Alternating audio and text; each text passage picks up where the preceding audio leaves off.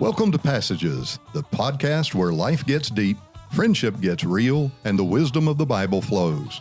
Usually right after a debate about tacos and Bigfoot. Join Patrick Birch, Drew Kaiser, Jason Pulliam, and Tim Layton as they explore Scripture, share great quotes, and occasionally get sidetracked by snacks and bad preachers.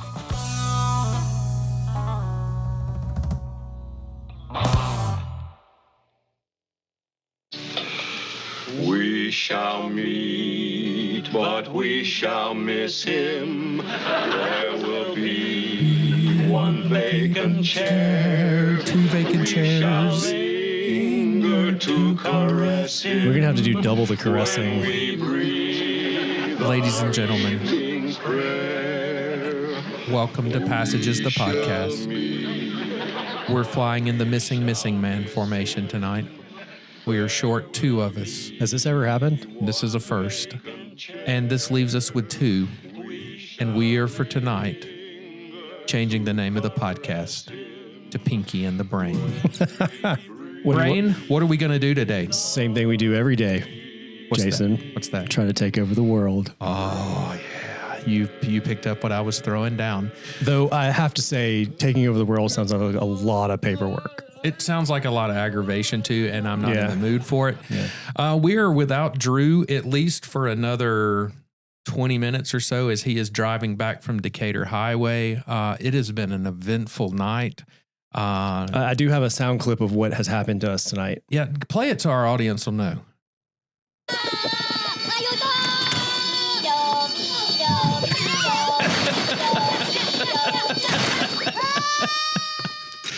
Oh man, oh, what's that noise? That's what happened to us tonight. We were finishing up services tonight, and all of a sudden I think I counted 3 police cars, At least 2 ambulances, and 2 fire trucks. big fire trucks, not like the little trucks. No. I mean full turnout gear. Yep. We had during service somebody, I believe his name is Hathan Nar, that smelled something that might have been burning, alerted the... Was this before or after he sneezed? Well, that is true, because if it was post-sneeze, I would trust it. If it was pre-sneeze, as hard as he sneezes, there's no telling what's in there.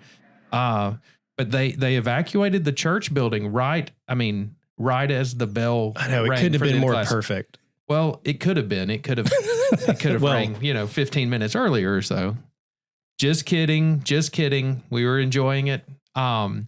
But how many firefighters are in the building? 4? At 3? least. Yeah. At least. We have had the building searched, evacuated, and we have been left wanting. Not one spark. Not one spark. We can say at Ashville Road that tonight, on September the 3rd, we did not light the fire. We did not. And the roof was not on fire. No, it was not. I would like to just, I'm thankful for the Leeds community and their police response and their fire response and medical response, because you never know. You never know. And if that were to have been a fire, we would have been taking very good care of.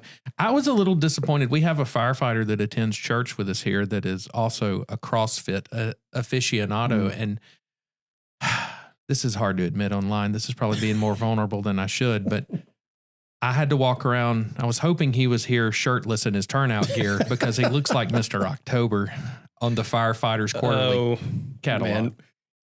You didn't start play. The trouble we're going to get into without Drew or Tim here to keep us in check. Guys, we don't have one of our parents here tonight, and the teenagers may be wild. I'm on my 3rd Diet Dr. Pepper since I walked in the church building, so it's going to be rough. I would like to point out that of the 3 police officers that showed up, I have had a run-in with one of them. Maybe that can be my story for later tonight. I don't know. Yeah, maybe. But as soon as I saw him, this is all I could hear in my head.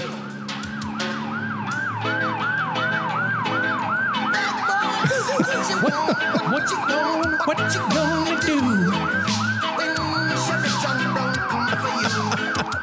Now, do you agree that in that music, they don't say any words? They say, yes. Yeah.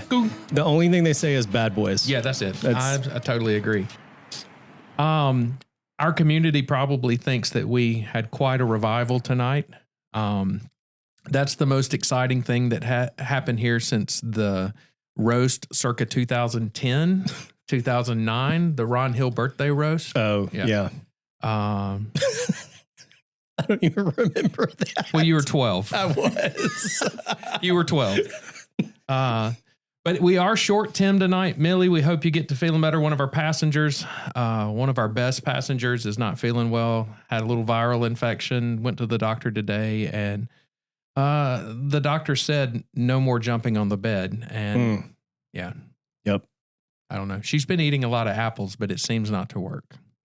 You know, they say not 2 apples a day. Not keeping the doctors away. Yeah. So I'm going to bring up something tonight that I thought would be a really good discussion for the 4 of us.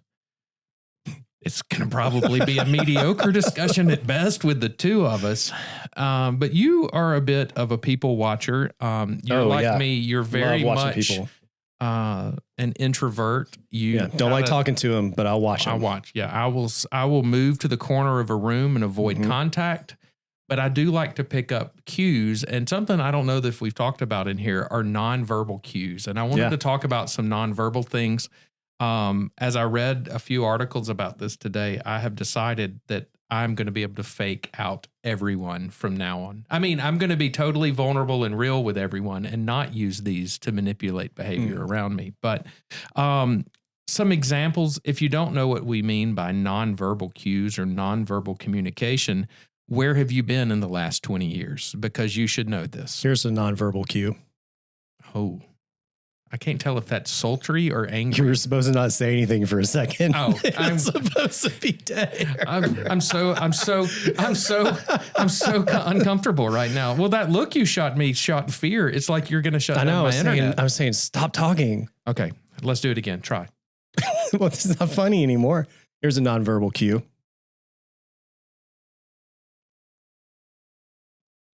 Okay, that's enough. The silence is killing me. I'm terrified of silence.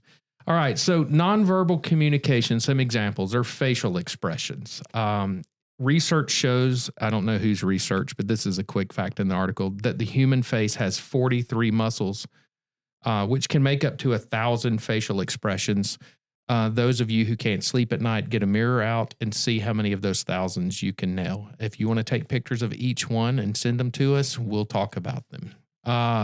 Head tilts, eye contact, hand gestures, also known as gesticulation. I tend to talk with my hands a good bit. Keep talking. Okay. Let's see here. We've got posture. We have eyebrow and mouth movements. Touch. And by touch, I think we mean like a handshake or a pat. You know, when you go to the doctor and they're going to listen to your heart, they almost always put a hand on your shoulder. Yeah. It's a reassuring touch. They're not doing that for any medical purpose. It's to say, it's okay, young Patrick. It's okay. A little pat on the back. Crossed legs, pursed lips. I mean, there's all kind of things we could go on forever, and we probably should because it's just the 2 of us tonight. But here are 25 common types of body language. I want to see some of these, what we've seen, and see if you agree with these. So let's start with aggressive body language. Oh, okay. My favorite. An overly firm handshake.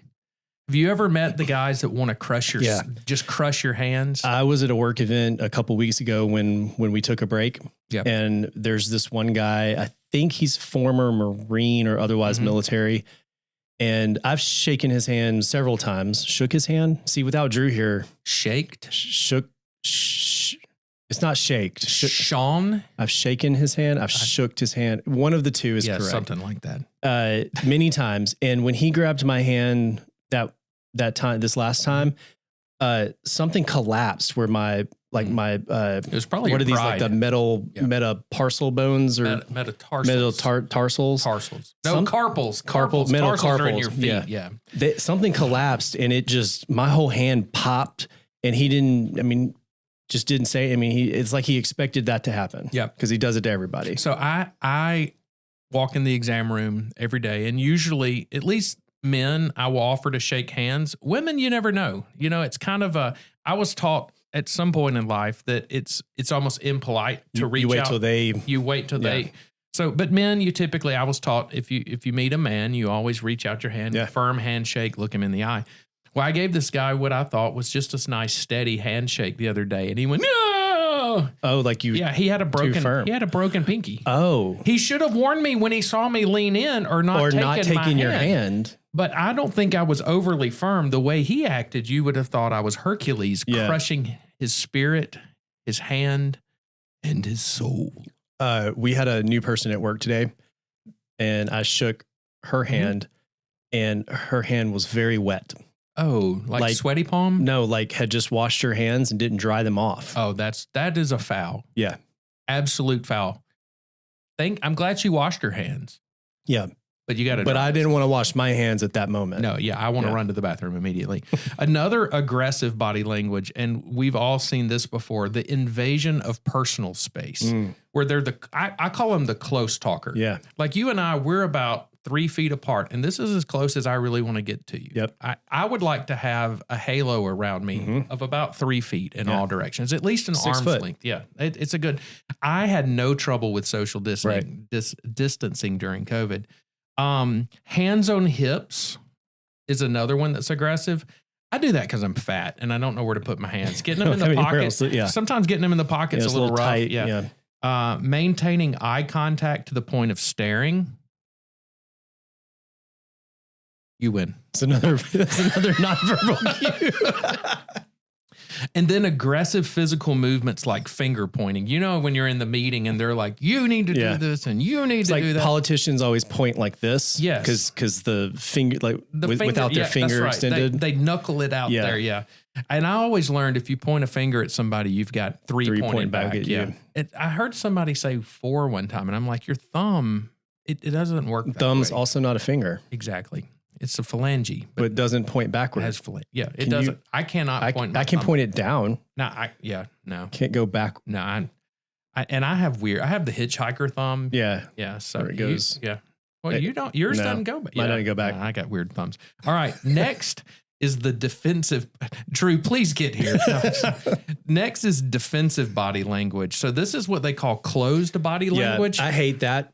This one is what you're going to say? The crossed arms is one. It's just comfortable. I have a gut. Yeah. And if I can rest my arms right on top of it. Just comfortable. I can also, if I'm in the car, rest French fries on top of it. It works like a tray. Not lately, though. I found out my blood sugar's a little high, so I'm having to back off on the French fries. Next is avoiding eye contact. So you've got the aggressive is overly doing it. Defensive is you just kind of look and then look away. Leaning away.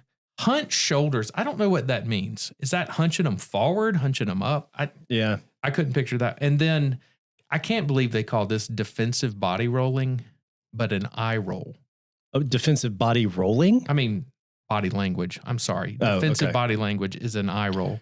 You know what an eye roll is? That's aggressive because you said something dumb and I'm inserting an eye roll. And the dumber it is, the bigger the eye roll. Yeah. Yep. Let's see here. Nervous body language.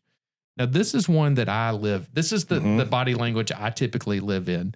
So you have the biting of the nails. Don't ever do it, children. It's a horrible habit. It's gross, and you're going to have worms. You're going to have worms. It's true. Excessive fidgeting. That if you look up excessive fidgeting in the behavioral dictionary, there's a picture of me, and it's blurry because I can't be still. I get made fun of a lot because if you notice right now, my legs are bouncing. Yeah, my right one is going. And I always just tell people if my legs aren't moving, you should call 911 because I'm probably dead. Yeah. I like to refer to it now that I've, had a number of years of psychotherapy as stimming. I'm stimming. Okay. I'm stimulating the body because I'm nervous. Yeah. Yawning is I'm sorry. That's not nervous. That's the next one. I just got ahead. Coughing is a nervous body language. I don't get that one. I don't know. I like a fake cough. I would think maybe clearing the throat, but I'm not. Yeah, I don't know that one.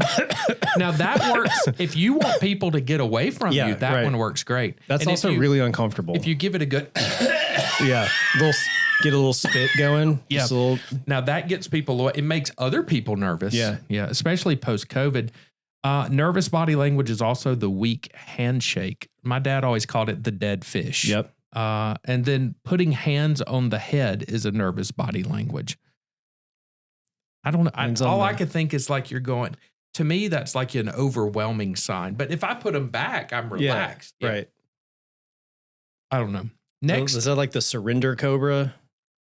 Maybe. Is that what it is? I've never heard that. Like at a football game, they're like, when they're losing, they call it the surrender cobra. I've never heard that term, but now that you did that facial expression with it, I totally get it.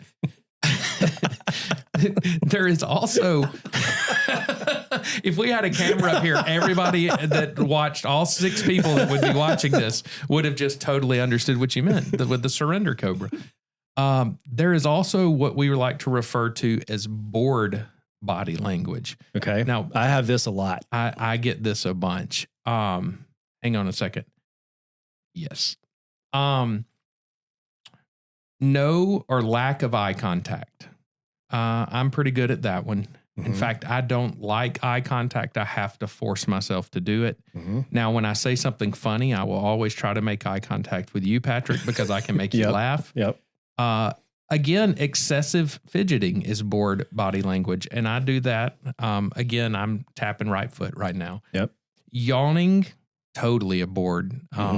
I noticed a few of those tonight during service, during Bible class. So, were you in the auditorium? Yeah. Those of you who were yawning, I know who you are. I was watching. Shifting weight and sitting uncomfortably. I haven't really found a comfortable way to sit. And maybe that's just part of my fidgety nature, but I will change. Like when I'm in a meeting, like in that continuing education meeting I was in, I just apologize to people on either side of me. Yeah, and I'm like, I'm going to drive you crazy because I'm going to move. And then rubbing the face is bored body language. Is it like a full face, or is that just like, just kind of, it doesn't give me an example. I would think to me, it's the full face. For me, it's like I've got my hands on my face, looking down at the floor, trying to pretend like I'm reading a book instead of dozing off. And then finally, the last group, engaged body language. It's like my favorite pie. It has meringue on it. No, I'm just kidding. It's not that kind like of engagement. Like where you're playing with your... Yeah, no, it's not. It's open body language, good eye contact, which is you and I occasionally glancing at each other like this. Oh, yeah, perfect. That was perfectly engaged body language.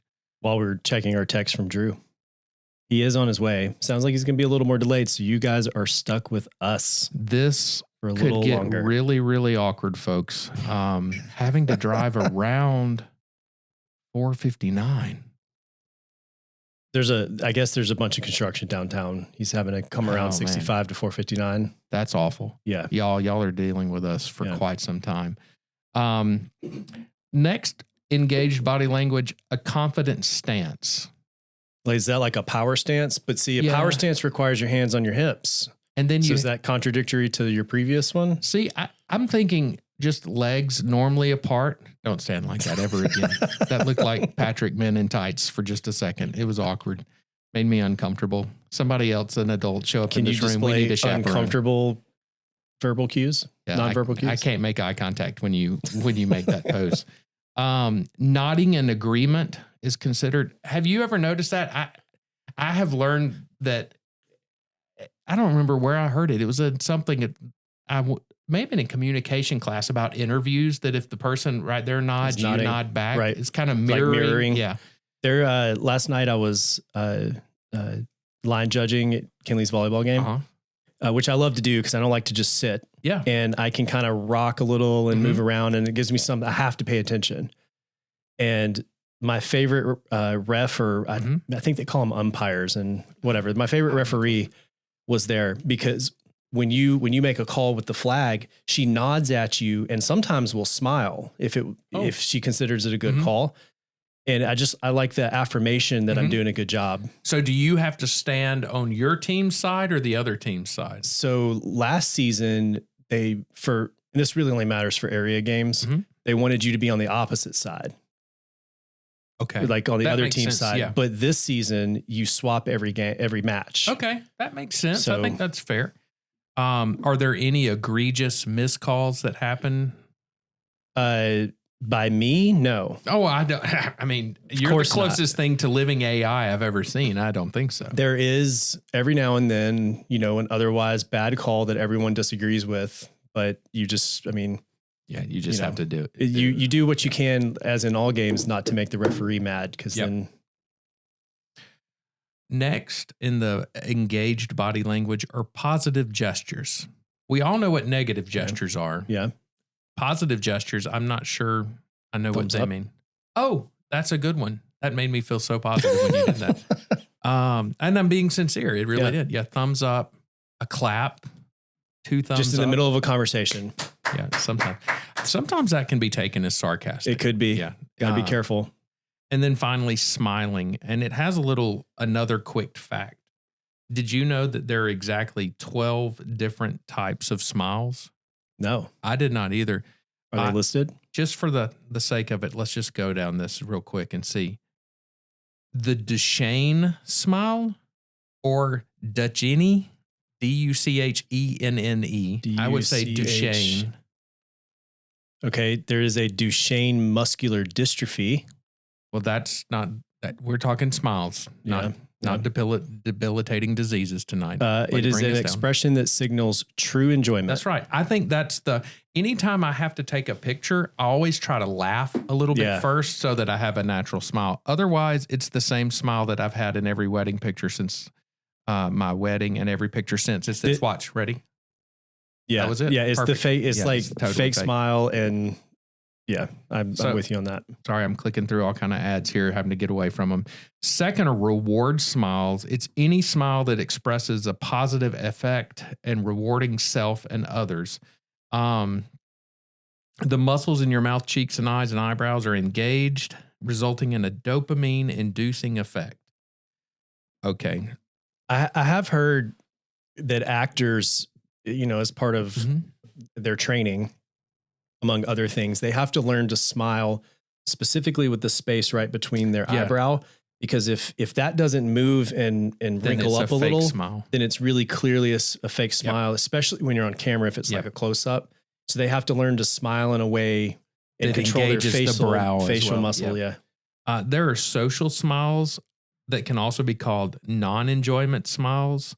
I'm pretty good at those. That's oh, hey. Yeah. This is so much. That's what happens when I go to a social event that I don't want to be at. People are like, how are you? And I go, fine. Yeah. Everything's fine. It's fine. And then I totally disengage and avoid them because they want to talk too much. And that is the one that does not have the eye muscles activated. Right. There are dominant smiles, which I guess is a dominating smile used to manage social hierarchies. Is that like where a teacher smiles at a kid, like, stop doing that, or I'm going to, whatever, they could put you in timeout? That's the smile that one of the docs that worked at UAB, that was one of my instructors, always had. She would say, good morning. And then she'd go. Yeah. And it was almost a Grinch-like smile. Asserting dominance. Yeah. It was also like that your grades hang in the balance and I hold the balance. Yes. So dampened smiles, not the toothy grin, just the, I like that one. Embarrassed smiles. I'm embarrassed a lot, so I do that one a bunch. Polite smiles. That's if we only had cameras, it was perfect. That wasn't any worse than my power stance a second ago. No, I'm still stuck on you doing the what's cobra? Surrender cobra. Surrender cobra. I'll remember that for the rest of my life, maybe, or the rest of the podcast. Qualifier smiles. Who cares? Pan Am smiles. That's in planes that don't make it all the way to the airport. Pan Am smile. So named as such due to the need for flight attendants to stay smiling. The Pan Am smile is one service industry workers know too well. It's the fake. A polite but forced smile. Yeah. It's the one that when you've been standing in line for 45 minutes at the ticket counter because you can't get the kiosk to work. And they're just trying to hold it together as much as you are. That's right. That's right. I call that the 4 o'clock smile. 4 o'clock in the afternoon when you walk in the exam room, you've just cleaned poop out of the floor and you're trying to put on an air that everything's okay. Lying smiles, flirtatious smiles, and then the last one, wistful smiles. But I just think next time we're all in a room talking we've just got to look at our body language and see how things are doing. And if you need to learn body language, you can actually get on YouTube and find videos that instruct you what to look for in different types of body language. They're really boring. But if you one of my favorite examples of body language is from the CIA. And when you become, I don't know how exactly true this is, but it makes sense. When you become a CIA agent of some kind, especially one that goes in the field, they call it de-Americanizing you, because Americans have a specific way that they lean. So if you're near something, you're going to lean on it just by default, because it's what Americans do. Like the wall, a door frame. Yeah. If you're standing next to a car, there's also certain ways that Americans walk when they're out on a sidewalk that can give you away in a foreign country, because they do things a lot differently. They stand up a little straighter than us. They don't lean on things. They don't kind of, like you were talking about, fidget or bounce back and forth. Because they have no joy in their life. That's true. They can't flush their toilet paper, Patrick. They cannot. The aqueducts won't allow for it. I would probably not do well as a spy because my face would betray me too often. Now, our buddy Tim, who has never been able to truly explain to me what he does for a living, I believe that he is probably a spy. And if I just outed you, Tim, I apologize. We just got to find his code word to awaken the sleeper spy within him, sleeper agent. Then he becomes some karate or jujitsu. That would be, takes us out. He goes from a platypus to Perry the platypus. Right, exactly. Like yeah, puts the hat on. All right, Harry. I'm pretty much out of material. All right, well, come on, Drew. We talked a couple of episodes ago about a new drug coming out. I guess it's a drug. Is an eye drop considered a drug? Yeah, I mean, yeah, I think so. You probably forgot about it, but the FDA has approved a new eye drop that basically will cure, is it nearsightedness? Just with the eye drop? Let me look and see. New presbyopia. Yeah, that's where you can't see it close. Is that nearsightedness? That's farsightedness. That's you can't focus up close. It's what you will deal with over the next couple of years as you get older. Yeah. You remember when I told you one day readers over the contact lenses are coming? Yeah. That's it. I'm not, knock on wood, I'm not there yet. That's good. Bless you. But this is an eye drop that can solve that. So I wanted to see if you knew how it did that, because normally you solve that with, I think, just magnification, right? Yeah, typically magnification, just trying to get things to focus. I'm pulling it up right now, and let's see what the new one is. All right, if you do a quick search on eye drop to correct vision. It's called Viz, V-I-Z-Z. The very first thing that pops up is on the AI overview. I can't talk tonight. The smoke in the building maybe it's so heavy. I don't know if I can we take can barely it see each other. You know what it smelled like? Like somebody burned maple bacon back there earlier. That's what I smelled. I didn't smell anything burning. It could be because I'm hungry. Currently, there are no eye drops available that can permanently correct vision. Yeah. However, there are eye drops that can temporarily improve near vision. So the first one, and let's start with the oldest one. So there was one that came out about 3 years ago, called Vuity. When it came out, it was name brand was Vuity. The original was called pilocarpine. Rolls right off the tongue. It does, just like that. But it came out on the market, and the reps were sending us it by the cases. This is going to work for everybody that needs help up close. You put a drop in, 30 minutes later, you don't need glasses. You can read up close. And it worked on the premise that it constricts the iris, making the pupil really, really small. It's a pupil constrictor, makes the pupil tiny, which is the opposite of dilating. Right. Makes it tiny, which then increases your depth of focus. So It's like a pinhole camera. So you have a wider depth of focus. So it didn't do anything to really affect focusing. It just made the aperture smaller, which in theory works great. I thought, I'm presbyopic. I have to wear my glasses for seeing up close. I'm going to give this a try. The first experience I had was it gave me a headache because you're forcing the eye into something it doesn't want to do. It's like being out in bright sunlight. Yep. And then the second thing was it dimmed the illumination of the room. Of the sun? No. Is this one of those? That's the stuff they're putting up in. So let me say it this way. It dimmed the perception of illumination in the room. The light didn't change, but because the aperture's smaller, less light getting in the eye. That's what it's designed to do. The people. Yeah, that's right. And I could not see in low light, and I work in low light all day long. Now, what's the name of the drop? The new one that just came out, I guess, is called Viz, V-I-Z-Z. Let me look it up and see what it says. I will not attempt to pronounce the actual name of it. Yeah, I won't either. That's another thing. People who come up with these drop names, y'all stop. Just drug names in general. Just stop. Let me see how this thing works. Mechanism of action. Technical term, the mechanism of action. Yeah, that's how it works. Let's see what it says. One dose lasts up to 10 hours. I'm going to call balderdash on that. Most of the time, an eye drop's not going to stay in the eye that long.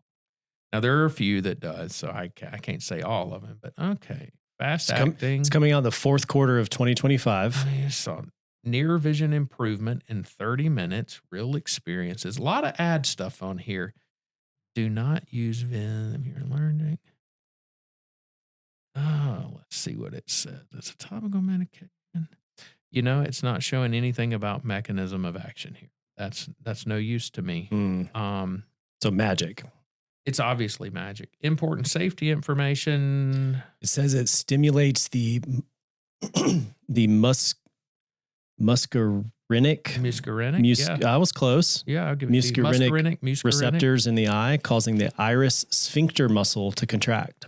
So what does that do? The iris sphincter contracts, closes the pupil, makes the pupil smaller. So it's going to work just like Vuity does, is what it sounds like. I would love to see, here we go, full prescribing information. Oh, it's exactly what you just said. It reduces the pupil size, creating a pinhole effect that extends the depth of focus and improves near vision. So the medications... You are a doctor. The medications that do that create headache, dimming of light, and you have a lot of people that complain about glare at night because your pupil gets a little big. Mm-hmm. So technically you could use these drugs to help with glare at night, except for one thing. You can't see. You're reducing light so much that it affects your ability to see clearly. I can't get this to open up. It's a PDF and it's taking forever. It's probably the fire, raging in the control room. I do hear a siren out there again. I don't see any flash. Siren. I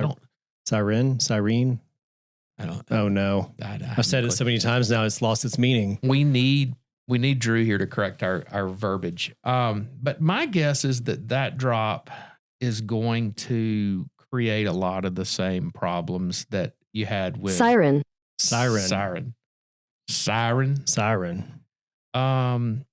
My fear is it's going to do the same thing that the other one did, and it's just going to create. Viz is the unique because it's the only eye drop that is formulated with. Say it. Aceclidine. As you rolled your eyes. Aceclidine. I don't know. It does say that the most common side effects were mild and went away on their own, included irritation at the site where the drop was applied, dim or dark vision, headache, and red eyes. Dim and dark vision was the biggest problem to me with the other one. I can admit that it made me see a little better up close for a while, but it also gave me a pretty bad headache. And here we go. Viz can help you see clearly up close for up to 10 hours, which is a little bit longer than the other one would do without your reading glasses. But while it's not meant to permanently replace them, many people find that they can rely on Viz instead of reaching for their readers during that time. If you have great lighting, I would agree with that. If you don't, you're still going to need some type of correction. I would always end up having to put my glasses back on. Even with the small pupils? Because I couldn't get it. And then you would have a headache. Headache was the thing that really killed that drop. Yeah. Because the way that drop works, it's, I don't know. These drops, their goal is to reverse aging. Medications that reverse aging don't work very well. And you're usually, if they do, they're manipulating something structurally That instead shouldn't of be actually yeah. changing the function. Right. When I go outside, if I don't have my sunglasses on, I almost immediately get a headache. Yep. And it's partly because I guess my pupils are contracting at such a strong response, but also I'm squinting, trying to get less light. Look, I tried the previous drop, the Vuity, one night going home because I've had LASIK, so I have some glare at night, and I was like Ray Charles trying to drive home. I couldn't see. I mean, I was blowing the horn and listening for echoes to make sure I wasn't hitting something. It was not a comfortable thing. But I would love for it to work. But what's so difficult about throwing on a pair of reading glasses? It's not really. It's an aggravation. But so is waking up and my elbow hurting for no specific reason. Yeah, and all the other things that happen. It's called just getting old. Yeah. Now you and I, of course, we're wrinkle free. Totally. No I don't Botox. think you have any gray. I have a little bit. I mean, maybe 2 hairs that I'm seeing. Yeah. And you still have beautiful hair while, mine is falling out. But I love these companies that keep coming up with these things. But to me, it seems like we're wasting a lot of time and effort on something that's a little bit more of a gimmick. Yeah. But I don't know. I'm always skeptical of this stuff until I get to try it. And then even if I try it until it's been out for a year or so to see what the market does. Yeah. And you can tell with new medications. The reason is the reps are pounding your door the first 6 months a product comes out. A year later, if you haven't seen a rep, there's a reason. Probably not good. They have had a mass layoff and it's not a product that's selling. And they're going to advertise the snot bubbles out of this thing. It's going to be, and it's going to have a lot of body language in it, positive body language. You're going to see people sitting in the sun, reading their grandchildren on their knee, reading a book to them. It'll be the perfect case scenario. Yeah. And then at the end, it's going to have a very quick thing that says the side effects are better. And it's, I don't know. I think right now my favorite, so drug names are pretty funny. Not the actual drug name that you can't pronounce, but the brand name that they give to it. Yeah. So right now the one that's in heavy rotation on all the streaming services that have ads is called Skyrizi. Yep. I see commercials for it all the time. And it treats things like Crohn's and ulcerative colitis, things like that. But they say Skyrizi at least 87 times in this 20, 30-second ad because they're trying to pound that name into your brain. So when you go to the doctor, you'll remember it. But what the heck is Skyrizi? Isn't Riz in one of our dictionaries? Riz is a good thing. Right. And the sky is up really high. So it's a high thing. Yeah. I don't know. You just touched on a topic this could fall under grinds my gears. I hate pharmaceutical advertising. Yes. And I'll tell you why. Number one, it always lies. Studies say, most of the studies on these medications are done by the companies producing it. Right. Until it's been out for a while and you have peer-reviewed journal articles, you don't have any good information. Right. But then patients come in and they've heard an ad in the car on their way to the appointment. And they're like, tell me about this new medication, Izervay. Right. And I'm like, well, number one, you don't have the disease for it. Yeah. You pronounce it right, but that's because they've heard it 80 times in the commercial. I'm a big fan of all pharmaceutical advertising going away forever. Well, and it would bring down the cost of pharmaceuticals because how much does advertising cost? Millions of dollars. Right. It kind of almost needs to go the way of cigarettes. Yes. Cigarette advertising. Yep. I mean, even for what it's worth, alcohol advertising, you never see them drink on screen. Mm-hmm. So they're always talking about it. Or they're in a fun situation, air quote, don't drink, kids. If you are or smoke. If you are taking a medicine because you saw it on a commercial, you're taking it for the wrong reason. And if you're taking it after they read all those side effects on the commercial, you have an issue, Welcome Drew Kaiser. It's good to be here. He's back. Dad is back in the building. Drew, you have missed an eventful evening. I don't know what you've heard or have not heard. What Well, happened? you What haven't happened? heard our podcast. I was getting a lot of text messages on the way over, and you're not supposed to text and drive. So I did catch wind that there was a 911 call here tonight. I guess Indeed. you've covered that with our audience already. Oh, we have had some So- sound effects going in, and Yeah. the moral of the story is the building is secure. Okay. The firemen did not put out any fires. Was the culprit captured and arrested? No. No. No. We did have yeah, no police here, signs though. of There it. was a Still at police large. presence. There was a police and, presence. The mustache is back, is what I learned, because multiple of the firefighters coming through Mhm. were sporting the mustache. I mean, And the they did not mustache find- has been back for a while. And they did not find it humorous when I stopped them to say, I must ask you a I question. must ask you a question. Can we go back inside? We got a podcast to Yeah, record, I was like, boys. So is that basically what I've missed of the podcast? Oh, no, man. That- We talked body language in Also, here. this is Jason's like 7th Diet Dr. Pepper that think you're this hearing. looks good. That you're Number hearing 4. him pour. You need me to go get you one? I can No. duck out. No, I don't need any caffeine at this time of the night. Well, we were just finishing our segments. Did you happen to have one? I have one. I'd like to comment on what I heard Jason wrapping up there about the pharmaceutical commercials. Mhm. And stop me if you've already covered this, but they advertise medication for diseases I didn't even know existed. Mhm. Mm-hmm. The one that really gets me is the skin. I don't even know what to call it. It's the skin color, the pigmentation problem. Vitiligo or vitiligo. Yeah, that it's sounds said either right. way. It's vitiligo or vitiligo. I've seen people with that condition, Mhm. I've heard it like pronounced maybe both ways. 3 or 4 in my Oh, lifetime. It's not really? super common, right? Ah, I see it all the time. Do you really? Mhm. Well, I I guess probably- maybe I can probably think of there's a need to advertise that medication. five or six patients that I see a year that have it. I mean, that's not a huge volume. Vitiligo, yeah, vitiligo. Well, Can you I remember guess- the name of one of the drugs you've heard about?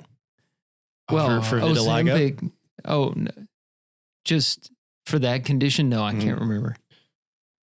That we've been looking up different medications and reading about how they work and what they're supposed to do, and then reading the very long list of Oh side yeah, effects. that's the funny or sad part of these ads is there's more time given to the side effects Mhm. than the actual medication. and they speed it up so fast Yeah, because it takes up so much time in the advertisement. Well, then you end up having to take meds to combat the side effects. Yeah. So you have to take Right. another med, like, well, I now have chronic diarrhea because I'm taking this medication. Well, let me take this medication to treat that. Well, that causes my hair to fall out. Well, let me take this for that. Well, that causes, I don't know.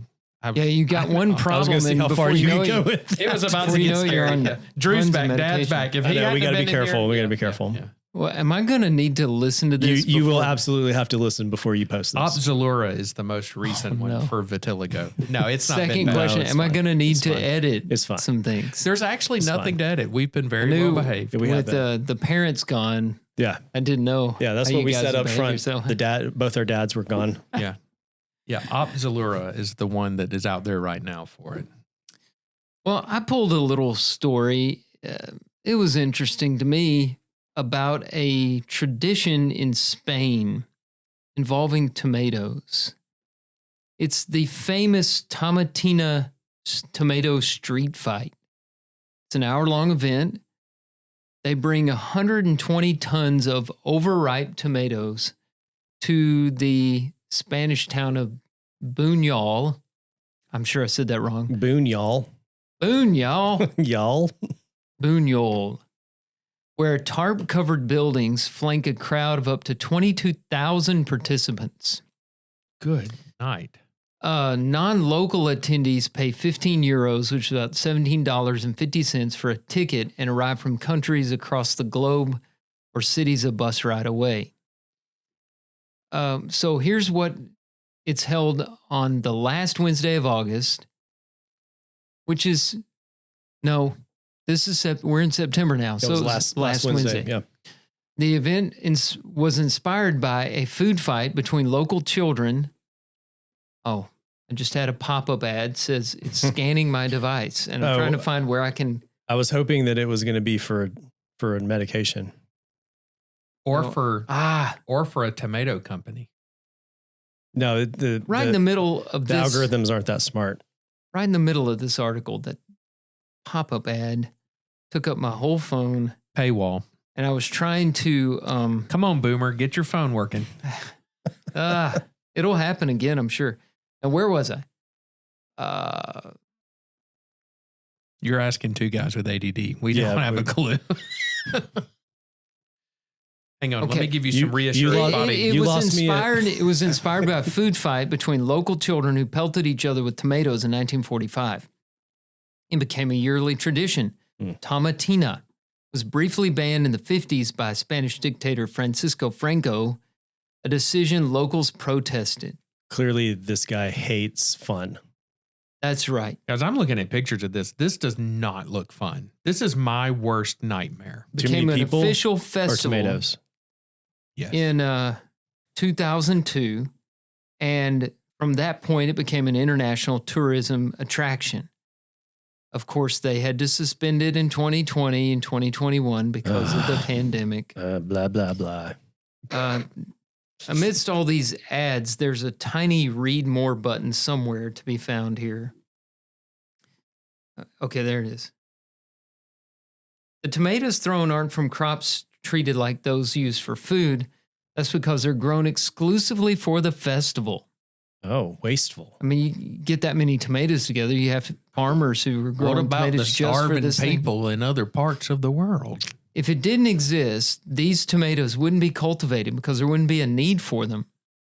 This year's supply hails from Don Benito, a town 5 hours away. There's only one rule. No teams, no points, no referees, one guideline. To avoid injuries, participants are encouraged to squash the tomatoes before hurling them. Now, how often do you think that really happens? So I'm throwing them. Yeah, so this is just literally throwing tomatoes with no competitive end, no objective, no goal, no rules. It just gives many people don swimming goggles and earplugs for protection. Yeah, the pictures I see, that's happening a lot. One attendee said a friend of his finished the battle with 2 black eyes. Oh.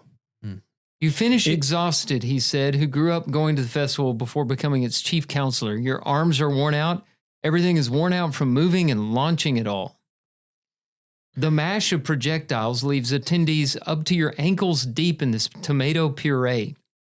Once the hour is up, marked by the sound of a cannon shot, crowds shuffle to wash off at nearby communal showers while the town's streets are hosed. Though the stains on clothes are likely irreversible, the citric acid in the tomatoes acts as an effective cleaning agent on the pavement. So they're trying to come up with reasons to keep doing this. Yeah, I'm watching. Well, the pavement looks good. I'm watching a video here, and I agree with Jason. This looks like what they talk about when you're at a concert. This is my worst nightmare. There's maybe a fire or some reason to evacuate, and everyone's so cramped. I don't even know how you throw anything because there's so many people around you. No, it looks awful. And so I don't like to be covered in anything, like any food substance, sticky stuff. Like I can go work in the yard, especially tomatoes, but then I immediately want to be clean. I want to come in the house, immediately shower. I cannot imagine doing this for an hour covered in tomato juice. And I would think I would have goggles on. There's no doubt. It's got to burn the eyes. It's acidic. Isn't that how you get rid of a skunk smell? You know, if your dog gets into a skunk, you're supposed to bathe him in tomato juice. I don't know. This looks like too many people and not a lot of fun. No. And I don't know why people come from across the globe. Spain is doing a lot of stuff like this, right? Because they also run with the bulls. Running the bulls. Why would you want to... I'd run with the bulls before I do this. But why would you want to run down basically an alleyway? It's very narrow. With bulls who will literally impale you. Yeah. And all you can do is run. But I'm telling you, because they can run faster than you. It's for the adrenaline rush. If you offer me that or tomato bashing each other, I'm going Bulls every time. No Yeah. doubt. I guess if you had to pick between the two, I agree with you. In a weird way, the bull run makes more sense. Yeah. Like the pictures, Neither makes any sense. But like the picture of people cleaning this up, it looks awful. The horror. now, what it reminds me The of that we horror. do in the States is mud runs. Have you guys ever done Yeah. a mud run? Haven't done one. You'll never see me do one again. That Sticky- it involves running. Jason is Yeah. out. I only run when things chase me. Well, I I say didn't even run. run when they came in and ordered us to evacuate the building tonight, Drew. Nope. Right at the end of class. They were Really? like, everyone has It's to been a good evacuate the life. building. It was kind of a funny. Everyone just kind of moseyed on out. It wasn't. there was not an there wasn't a whole emergency. lot of urgency to leave. We've been the building. conditioned Yeah. not to trust fire Right. alarms because it's always a drill. Yep. Now the But there'll be teachers that and- one time when it's no longer a drill. the teachers in the congregation were taking it very seriously, making sure everyone was lined up outside. They got a in night their off. proper places. They were counting their kids. Mhm. Yeah. So, what time did this happen? right Right as as the the bell- second bell rang. Yeah. Oh, I it was meant- at it the was end. What I Perfect meant was timing. the professional teachers that do fire drills at school all the Oh, time. those They were teachers. taking it very seriously. Yeah, I wasn't following. Miss Pullum, she was walking around counting heads, making sure she had all her assigned children. Well, good for her. Not really. And not a life was lost. Not a single one. That's great. Now, there was a lot of pontificating that happened after the fact by certain men out in the hallway talking about what it could have been. Oh, yeah. That's how you keep your man card. Patrick and I just closed the door. Yeah, we did. We just started recording. You might even, I don't know, could pick up a little bit of it in the very beginning of this episode. Maybe. Oh, these You know, pictures I just hope grossed not. me out. Theorizing about what caused the scare is kind of like backing your car into a parking place. If you're a man, you have to do that. You have to back in. I don't do it, but apparently that's something that I will say, even if you're driving a little Toyota Camry, yeah, if you're a man, you got to back I it sort in. of disagree with a car or a small SUV, but when you get Long into wheelbase. the longer wheelbase, it is legit easier to back in. Absolutely. I think that's where it comes from. I It's back like, in all well, the time, you know, yeah. real men drive manly cars. Big, giant, manly. Now, what I and really that translated over into backing your car in, and then we forgot why we did it to begin with, and Yeah. now, regardless of the size of the car, we're backing them in. I not just back in, I get a cone out and put it in front and behind. Yeah. Just to prove how It's a different- blue like the collar phone thing. company. Yeah. I also always have a trailer attached when I'm backing it into a very tight parking spot so that I can get out and say, "You see that?" Yeah. Man. Drew, the disappointing thing was, unfortunately, they had to axe through one of the walls back there in the teen room to look for the fire. So they might have got a little carried away with the axe. And I'm just kidding. They really didn't Okay, axe through the wall. I was watching Patrick's face. I was trying She not to would give have it away. grinned either way. I was I trying know. not to give it away. I will say they did have the axe. They were Yeah, ready. just in case. Um, I mean, they were in full. They had the oxygen tanks on and Yeah, everything. everything. They were ready. Well, We counted 3 police cars, 2 ambulances, and 2 fire trucks. that's. For Uh, yeah, I guess it's everywhere, but And here, if you get pulled over for a speeding, there's Yep. like 3 or 4 cars that show up. well, and then ICE shows up.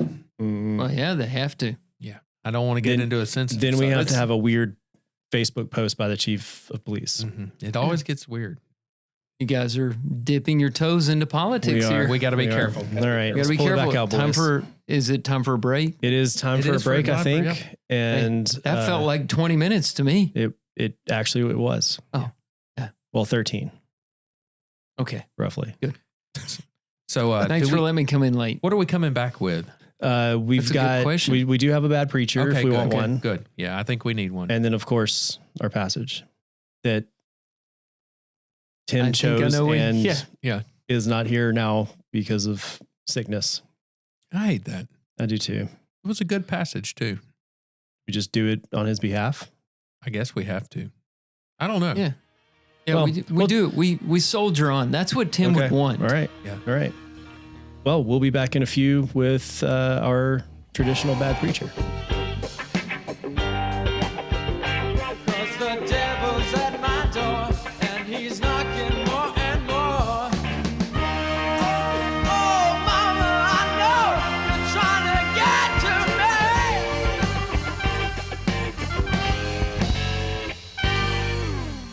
Welcome back, passengers. It's time for Preachers. Put your hand on that television. And you wouldn't go about establishing your own kingdom in the video room.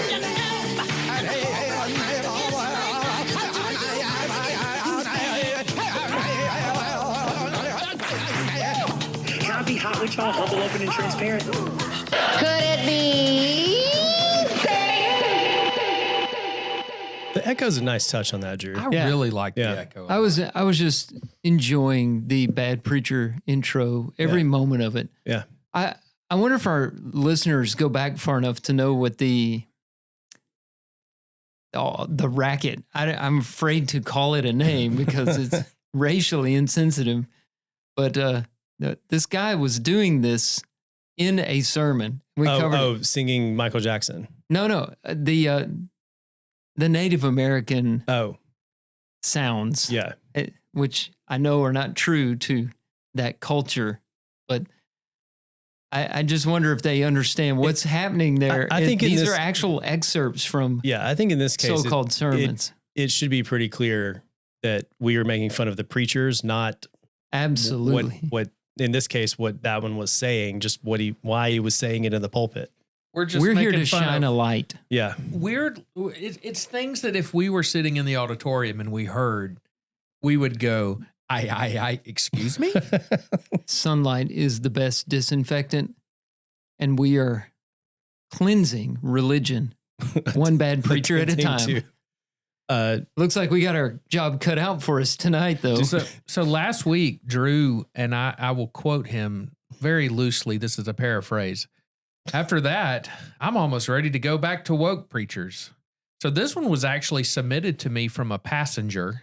I will not share this passenger's name because they will. It's a male. They would not appreciate it. So, I will not share this information, but this is one that when I listened to it, it was physically, orally, by the sound of it, just revolting. It was awful. From the initial looks of it, also revolting. It made me uncomfortable. And guys, in this room, I'm the one that's least likely to be uncomfortable. Drew has edited me a couple of times.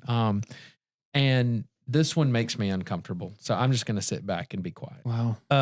So as some setup, I don't even know if I can describe this, just so people can have the visual.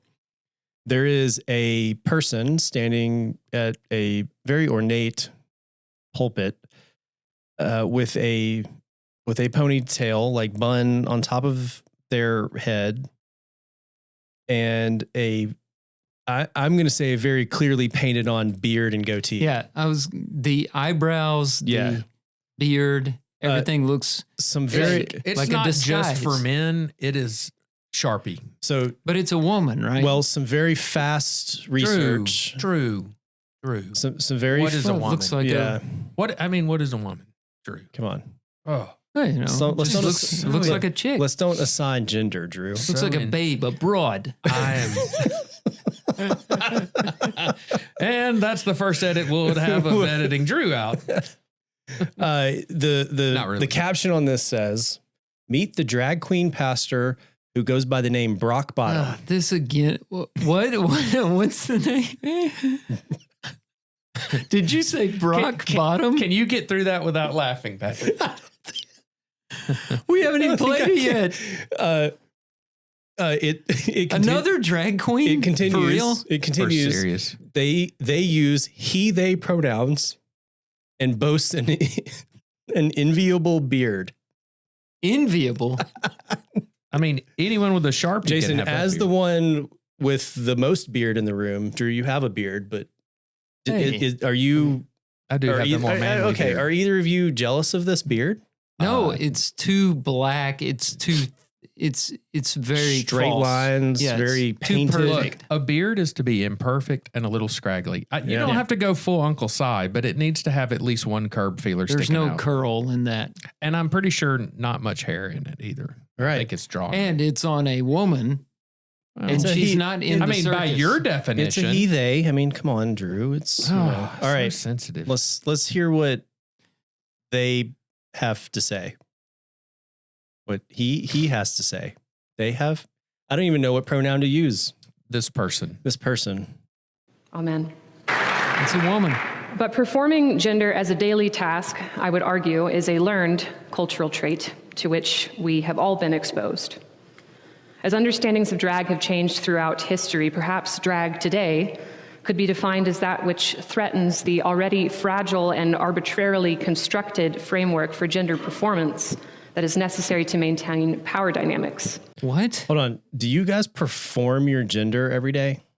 No, everything she said just left as soon as it went in one ear. It just fled out the other ear. But she's speaking as a drag queen, so is she admitting it's a performance? Because I personally don't have to perform my gender because I'm a man. You just get up and this do. This is a woman thinly disguised as a man. Yeah. That's not a drag queen. I thought it was the other way around with the drag queen. This is less drag queeny than Pentecost. Miss Pentecost. I tried to re-listen to that episode. I had to turn Pentecost off. Oh, and it's awful. I hope our listeners are more patient than I was with us because I could not hear that guy's voice. I honestly could not. Hello. All right, we got to keep going. Yeah, it's a must. Conversely, it could also be that from the moment we are born, She's reading. and perhaps even before that, when families gather to reveal the sex organs of their child, that the drag show begins. Did you guys reveal the sex organs of your child? Oh, that is so stupid. I guess technically when I changed his diaper, they were revealed. But if I was in the nursery, she's acting like there's a gathering. Yeah, did you hold Sam or Taylor up like Simba? I did not.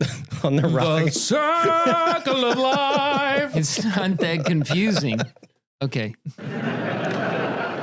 The blue confetti falls and the pink smoke clears, and there's a mad dash to project cultural and societal expectations of gender performance onto that child. These are learned behaviors that can be shaped either through shame or affirmation based on a perceived correct performance. Right. Yes. It's called... Yes. Yeah.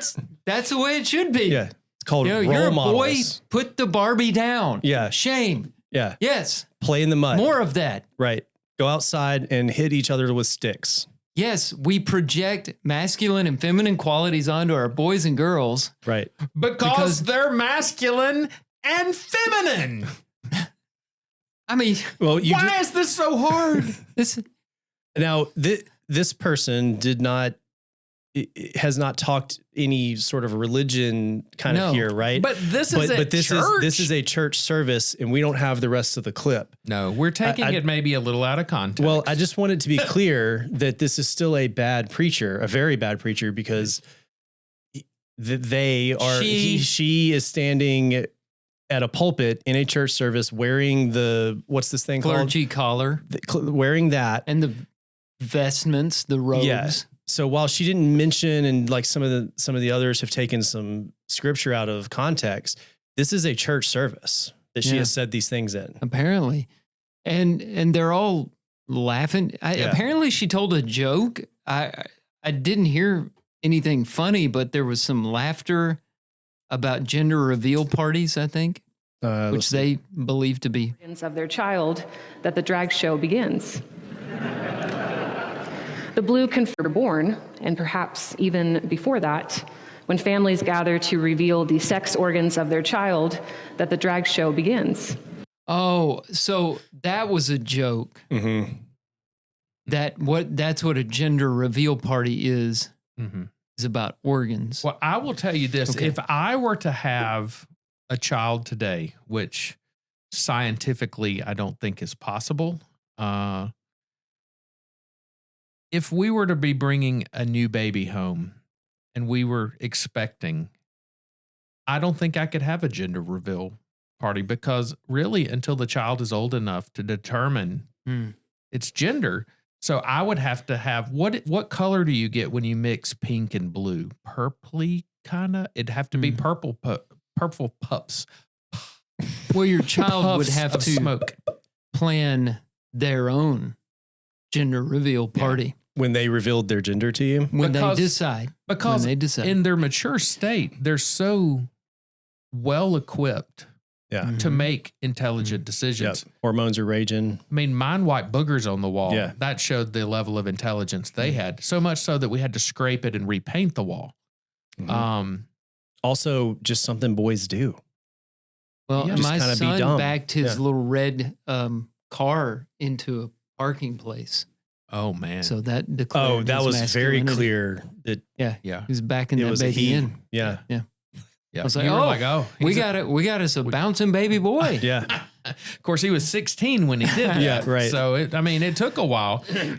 Can I just a total aside from this clip, just to bring some levity to this discussion? Wait, this whole thing wasn't levity? Well, it's frustrating. Okay. All but when she was actually talking. She brought up, the bearded lady brought up Literally. something that grinds my gears. This is not a grinds my gears, but I'm going to throw it out there. Okay. Why do we have to have gender reveal parties or sex organ reveal parties, as she put it? Did y'all have Let's quit saying that phrase. Did you have a gender reveal party, Patrick, for your children? No, because they weren't a thing in 2012 and 2008. What Yeah. card we flew in company- under the radar. Yeah. on What that. party planning person, well, there's a lot of alliteration in that statement, came up with gender reveal parties? I despise them. You know how I revealed the gender of my children to people? I walked around with a little picture, and it was an actual picture Of the ultrasound? and I said, That's gonna have a boy. Yeah. I mean, I don't Look, understand why okay. we have to have these parties, and they frustrate me. That It's this kinda like is a Halloween. hard world. It's a waste. social media. Mhm. It is. Yeah, that's It what is it is. social media. Yep. Same with engagements, proposals. I mean, doesn't I look everybody at proposals now. They're at the level that weddings were when I got married. They definitely don't happen at Walmart parking lot with a smiley face ring, Now, I will say, which is where mine happened. I have been to, That's fine with me. Which is also why she said no the first time. Well, I have okay. been Go over to so well. exactly one gender reveal party. Yes. And a good friend of ours is pregnant with their first. And I did not go to know whether it was a boy or girl. I went because there was cake. Yeah. I mean, No, I just like that. let me just be honest. There was cake. Well, you were at the one that was here. Was there one A former youth minister kicked a football Was I here for that one? that I think and I the was football inside.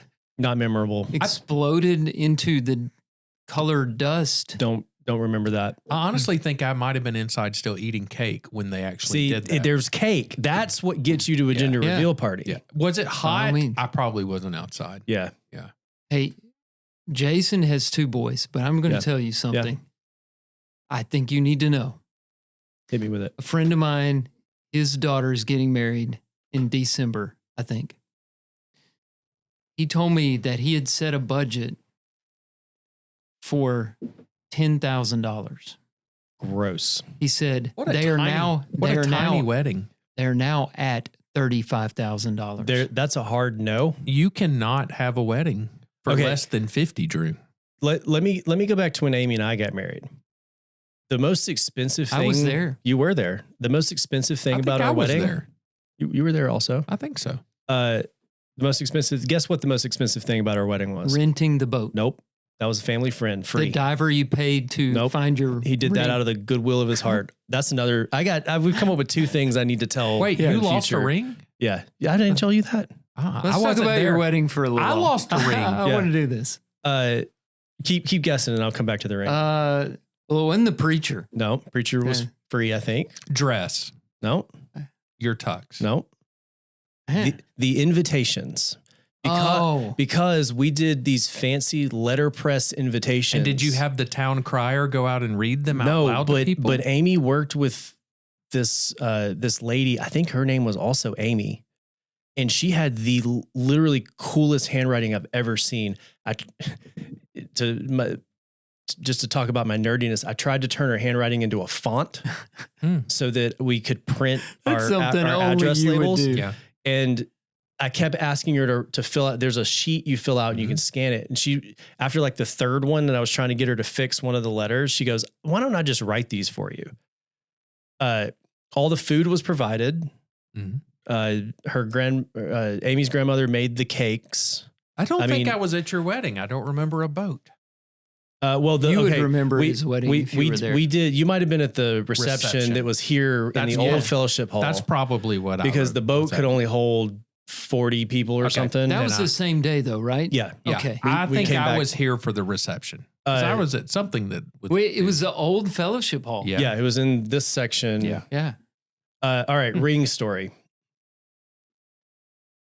So we are at a family friend of the Joneses that had they lived on a houseboat at Logan Martin, and on this dock that they lived on, there were, I don't know, 3 or 4, maybe 5 boats that lived in the slips there, and the dock was one of those that was not anchored, and it would float up and down when the lake went up or down, and so you walked down this, I don't know, this section of dock to a gazebo. And then from the gazebo, you walked out and there were each of the houseboats. So we got there, super early because the girls have to do makeup and the guys we're just goofing off because we don't have to get dressed for, I don't know, another hour or something. And it is hot. 100 million degrees. I mean, easy 100 million degrees. And I have the rings in a ring box in my pocket. And Amy's maid of honor comes out, I don't know, just shortly before everything gets started and says, "Hey, I need, do they take my ring or her? She gets your ring, you get hers." So she asked me for my ring and I had both in the box, in one box. And, in a ring box, there's 2 pillows that pinch the ring. Well, her ring fit inside of mine just almost perfectly. So I had both of them in the pillow, and my ring much larger than her wedding band in like thickness. So her ring was pretty much just kind of loose in there. So the maid of honor comes out and we're kind of talking. And while we're talking, I popped that ring box open.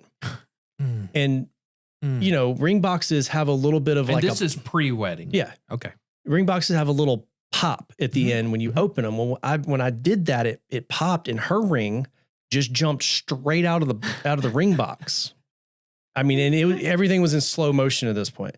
And it falls down through the deck. The deck boards. Like a perfect swoosh down. It didn't touch wood at all. Yeah. And a little plop, under the gazebo. How this is an hour before wedding, hour and a half? Ish. Oh, wow. And I'm freaking out. I would be too. Because I can't air quote, can't see Amy.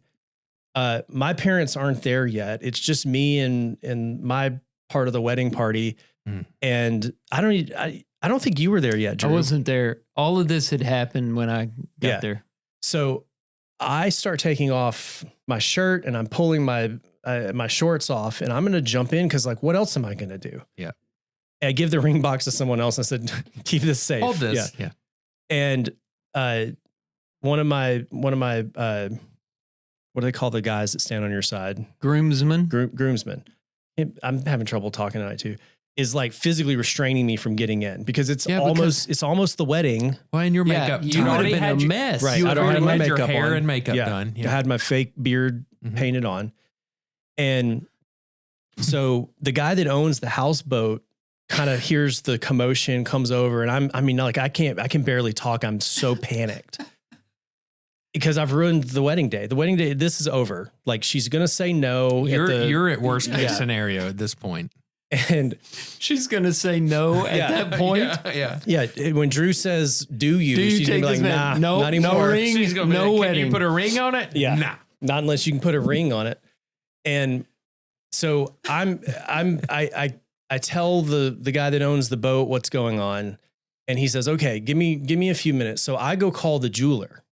Like what are they going to do? And and also the jeweler's in Hoover, and we're at Logan Martin Lake. What's going to happen? Yeah. Can you get your diver down here stat? Right. Yeah. So the guy that owns the houseboat is calling some friends on the lake to see if anyone has their scuba gear that they could use. Nobody's got any air in their tanks, is what he tells me.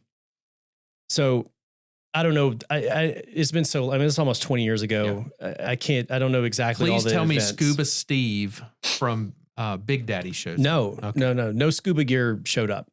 But one of the other boat owners is in the water swimming around where we're about to get married with I think it's his family, his kids and his wife. He kind of figures out what's going on, and he just starts, he goes down to the bottom, comes back up for air some number of times. And on the obvious now last time, he comes up and it's like, I don't know, something out of a movie. Excalibur coming out of the water. The Lady of the where Lake. He comes up with the ring in his hand up above his head. Before you see him, the ring is glinting in the sun. Tell me a beam of light was It's shining down. amazing that he found it. It is that so is amazing. Unbelievable. Yeah, he said saved your wedding. Saved my whole life. Yeah. Yeah. I remember him basically saying this, I was on my last time I was going to try because holding your breath and it just wears you out. And he said, right as he was about to come back up, he saw the sun hit just right through the the dark lake water, and he saw just a little shine, a little reflection, and he came back up with it. Now, did Amy know about this at all at this point?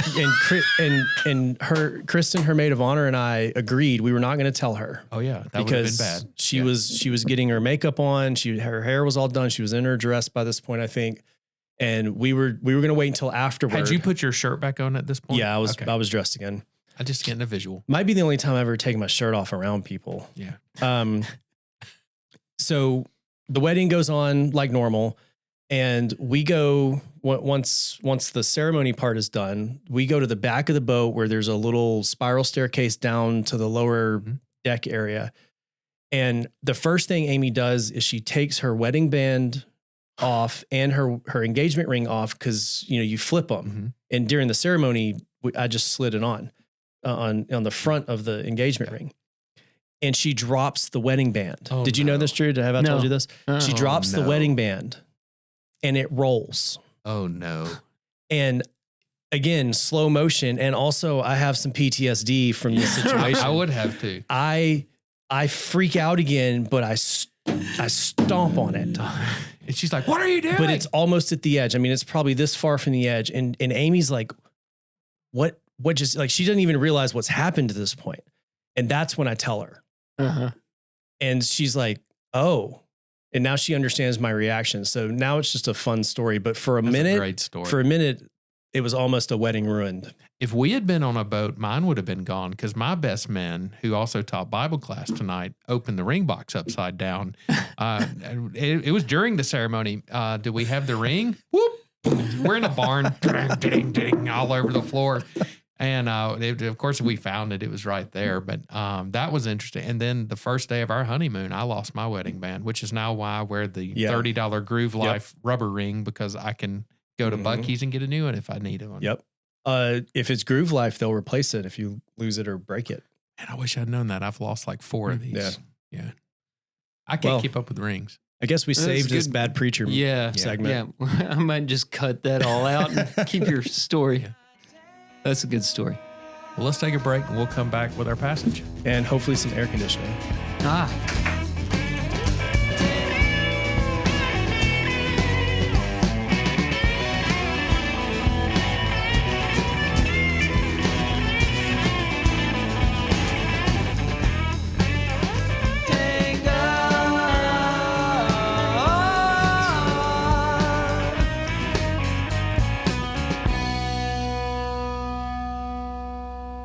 Welcome back.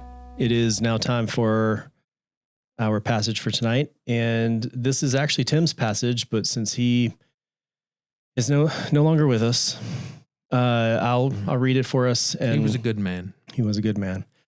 This comes from Coach John Wooden.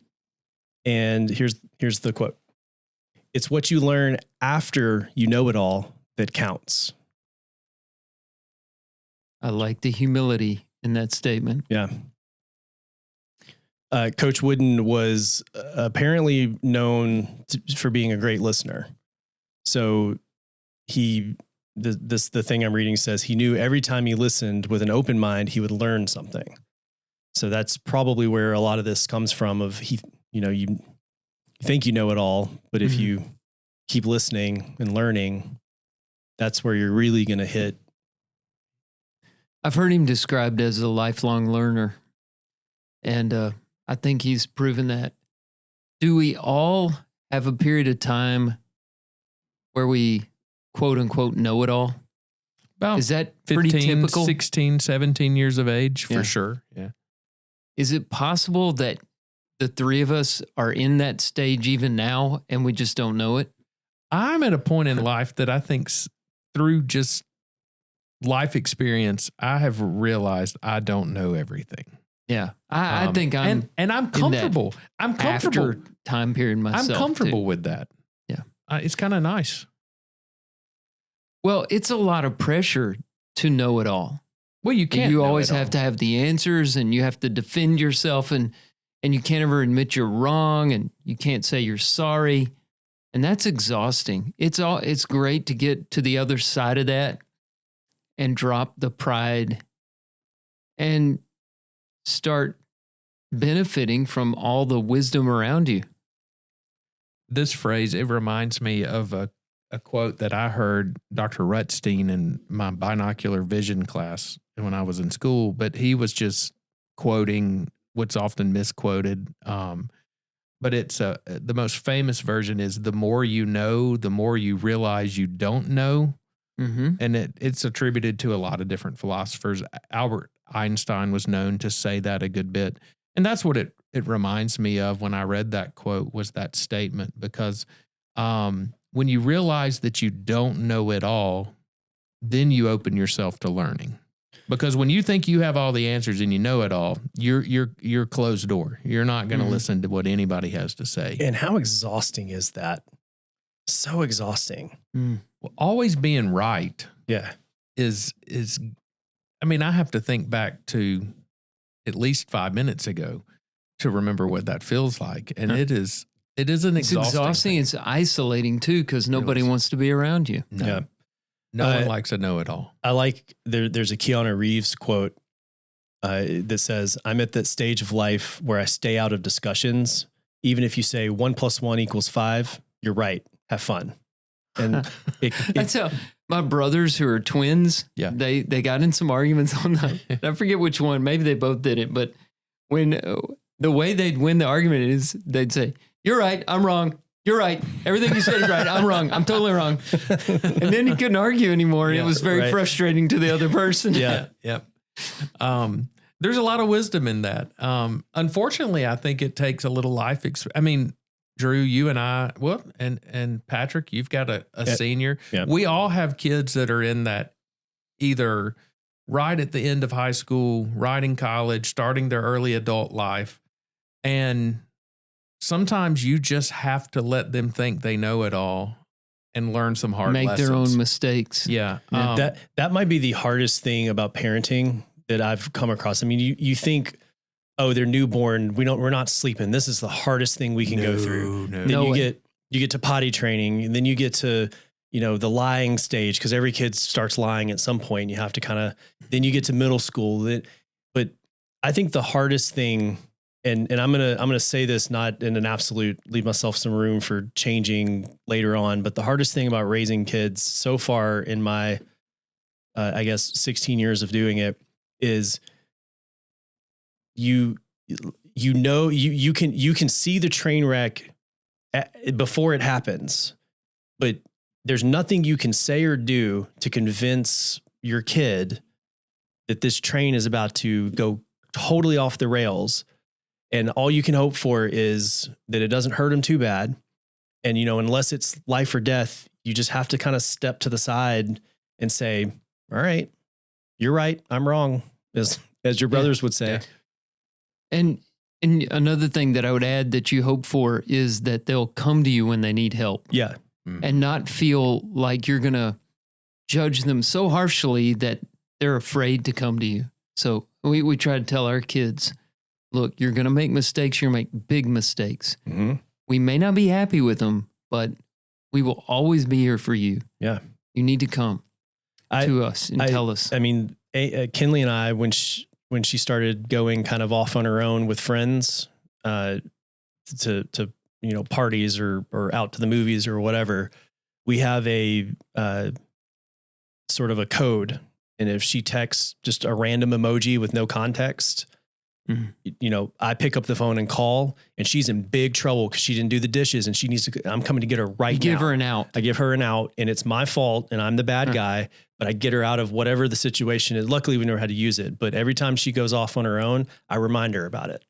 Cause I think it's important, when they're in trouble, if they don't feel like they can depend on you, maybe you're not doing it right. Yeah. I don't know. That's interesting. They can save face and get out of a bad situation. Yeah. And I'll be the bad guy all day long because I don't care if your friends like me. Who cares? Yeah. Tonight, I was at another church and I was assigned James 1:19 and following, and it goes along with this quote really nicely, especially the part about the need for humility to learn. So think about this. Everybody knows verse 19. Let every person be quick to hear, slow to speak, slow to anger. For the anger of man does not produce the righteousness of God. Put away all filthiness and rampant wickedness and receive with meekness the implanted word, which is able to save your souls. So he's kind of using gardening language, and he's saying you got to root up anger, filthiness, rampant wickedness, and I assume along with that pride and all these things that make us think we know it all. Mm-hmm. And once you get all those weeds pulled out, then you're able to receive with meekness. That's humility. That's the after you know it all stage, the implanted word. So it's the same concept. Is you can't learn until you uproot all the things blocking knowledge and wisdom, and most importantly, the word of God, because we got all these things in the way. And those have to be uprooted for you to get to the after you know it all stage that Wooden is talking about. I like the quote. It's a good one. And I like that it's a short quote. Sometimes we read them that are a page long. This one is very to the point. And there's a really good lesson behind it. Yeah. Because I think, maybe I'm wrong in this, but I think males, which we all are, he/hims, I think that we tend to go the know-it-all route a little bit earlier and a little bit more deeply than some of our female counterparts do. At least I know I did. I was a I don't have daughters, but I was about to say, I think you're saying that because you raised two boys. And thinking to myself, I was a stubborn, obstinate. I was, when I was a teenager, up until I don't know when, I was always the smartest person in the room. Yeah. Well, until you met me, and then you're like, oops. Yeah, you said one wrong word, got corrected. But then I remember, I said has instead of have or whatever. Not that you laid down, I lied down. Yeah. But then I just think of how I was and how refreshing it was. I love being able to say, I don't know. Yep. Mm-hmm. It is so refreshing to say, I don't know, not to always have an answer. And but it's there amazing is that how pressure you learn. to feel like you've got to give an answer. I don't know where that comes from. It comes from ourselves. Insecurity. Is that also some societal thing where the man has to, provide and protect and all that? So, we carry some weight for that. I think there's some but part of it I think women struggle with this too. Sure. Maybe it comes from a different place. I think it's more of a developmental thing. Yeah. When we were talking about you raising boys, since I raised girls, there's a lot of things I didn't know. I mean, when it, came time to start girl things, I was like, Amy, I mean, I'll go to the store, but that's the extent of where I'm helpful. Good luck. But there's a lot of things. That's the stereotypical classic one. Yeah. But there's a lot of things I still don't understand. Emotions. I said something the other day. Kinley was practicing a presentation with me, but she just walked up to me right as I got home with no context, and she shows me her laptop, and she starts kind of giving this presentation. And at one point I'm like, have you practiced this, or is this the presentation? Oh, and she just shut down. Yeah.